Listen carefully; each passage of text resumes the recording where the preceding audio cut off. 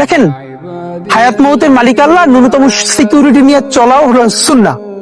কিন্তু আমাদের লড়াইটা হলো, আমার মা স্বাভাবিকভাবে কান্নাকাটি করেন, আমার পরিবার সবাই। তো আমি আমার মাকে বলেছি যে দেখো, মানে আমরা যে লড়াই নেমেছি, আমার একটা মনে হয় কি, কোন রাজনীতিবিদের না বাসায় মৃত্যুটা হইতে পারে না, এটা কোনো ভালো মৃত্যু না।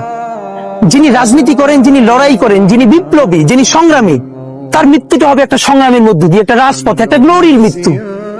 আমি তো ভীষণ ভাবে প্রত্যাশা করি, আমি ছোটবেলা থেকে এই স্বপ্নটা দেখি, অনেক জায়গায় বলেছি, যে একটা তুমুল মিছিল হচ্ছে অন্যায়ের বিরুদ্ধে।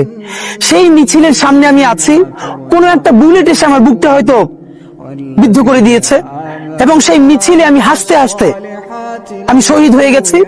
এবং সবাই যখন মৃত্যুটাকে ভীষণ ভয় পায়, আমি তখন হাসতে হাসতে আল্লাহর কাছে ভীষণ সন্তুষ্টি নিয়ে পৌঁছতে চাই যে আমি একটা ন্যূনতম ওই জীবনটা লিড করতে পারলাম, যে আমি একটা ইনসাফের হাসি নিয়ে আমি আমার আল্লাহর কাছে পৌঁছতে চাই।